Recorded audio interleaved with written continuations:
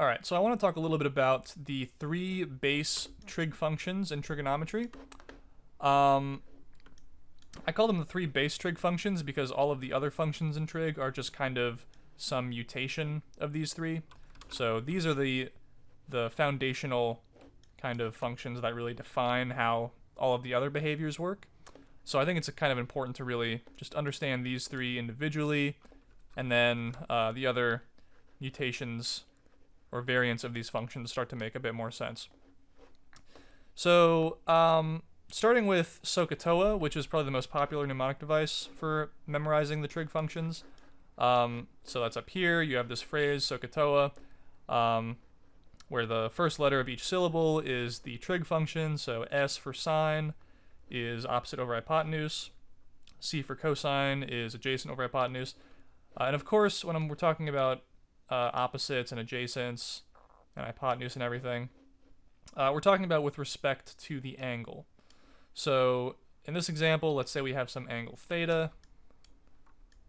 Just pretend that's a well-drawn theta. The opposite side of the triangle is the side opposite of theta. So this would be O, or the opposite side. The adjacent is the side that is touching the angle, and the hypotenuse, or the radius, is always going to be the diagonal. And this is a fine way of memorizing, and it's actually the formal, standardized way to memorize the trig functions and their ratios. I prefer to think about it as more of a percentage, just because to me that's a little bit more intuitive. So, and of course a percentage is just a ratio, so it's the same thing, it's just kind of applying a more relatable concept in my opinion.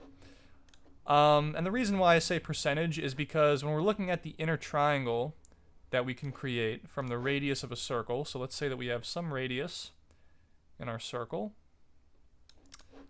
And let's go ahead and draw the height and the base of this triangle here. So referencing the chart above here, we know that the opposite side of our angle here, which I'm just going to use white for this, the opposite side of our angle, theta, is right here. So this is O, the height of the triangle. A is the base of the triangle, and the hypotenuse is the radius. I also just want to note that the radius is always going to be equal to the axes inside of your circle. So all of these axes here are also your radius. And this is key for my way of kind of memorizing and understanding the trig functions, because I kind of like to think about like sine, for example. Sine tells you, or it says that you should do opposite divided by hypotenuse. So the opposite angle is just the height of the triangle, and this is why sine of x is associated with y values, or the height of a graph, because what we're looking at here with sine of x, or in this case sine of theta, is the height of this triangle that is created from our radius, right? Because we're doing opposite of the angle, which is the height. And when we say opposite over hypotenuse, what we're really doing here is we're just calculating a percentage. So the hypotenuse h here is the radius, which is just equal to essentially our y-axis inside of our circle.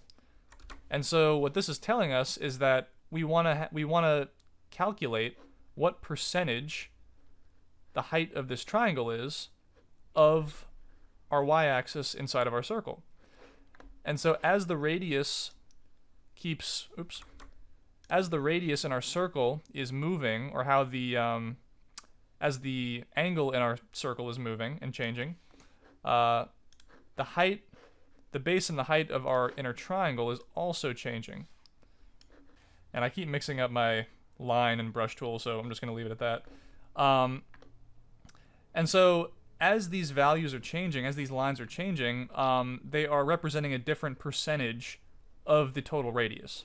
So as my angle theta gets smaller, for example, the height of this triangle also gets smaller.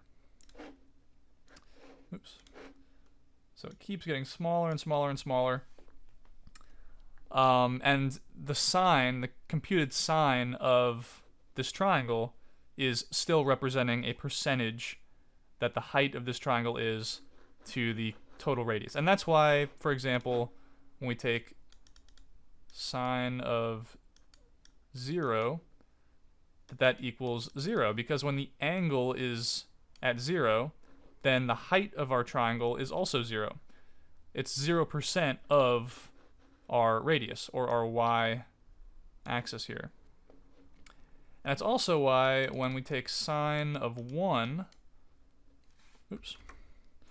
sine of, let's say, 90 degrees, or pi over 2 radians, whichever you prefer, when our angle theta is at a 90-degree angle, then our triangle, right, the hypotenuse of the triangle is just the vertical line that is our y-axis, and so that means the height of the triangle is also exactly the same as the radius, or the y-axis. And so the ratio, or the percent, is 100%. The height of the triangle is 100% of the y-axis. And so that's why sine of 90 equals 1. And I know that I'm getting a little bit verbose here, and repetitive probably, so I'm not going to go as in-depth for cosine, because cosine is the exact same thing as sine, but it's just flipped. So instead of talking about the height of the triangle, cosine is describing the length of the triangle, or the base of the triangle. And so naturally that would mean as theta decreases, you can see the base of the triangle representing a higher and higher percentage of the x-axis, or the radius. So sine is really just a percentage, the percentage the height of the triangle is to the radius, and cosine is just the percentage the base of the triangle is to the radius. So that's kind of how I like to think about it. And then, of course, tangent is just tan of x is just the ratio of ratios, right? So sine of x is a ratio of the height of the triangle to the radius, and cosine of x is just a ratio of the base of the triangle to the radius.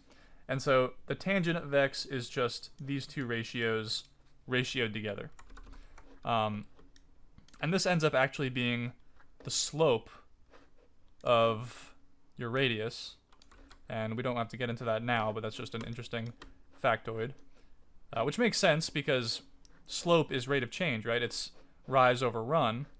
And when we look at sine of x over cosine of x, sine of x is the rise of the triangle, right? The height of the triangle. And cosine of x is the run of the triangle. And so the tan of x, or in other words, sine of x over cosine of x, is just the slope of your radius at a given angle. So just a cool fact there. This is also equal to slope. And so those are the three basic trig functions: sine, cosine, tangent. Hopefully in a more intuitively explained way. That's just how I like to think about them and remember them. And then when we get to reciprocals, I'm not really going to explain too much about the reciprocals other than just some terminology here.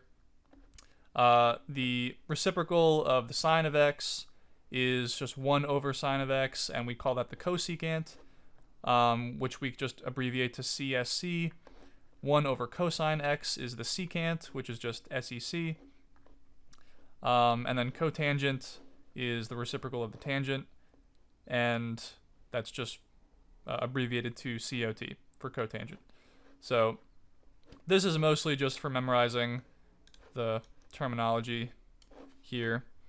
But yeah, so that's really it for this video. I mostly just wanted to cover kind of a more in-depth explanation of why we compute sine, cosine, and tangent the ways that we do. So that's it. Thanks for watching, and I'll see you in the next video.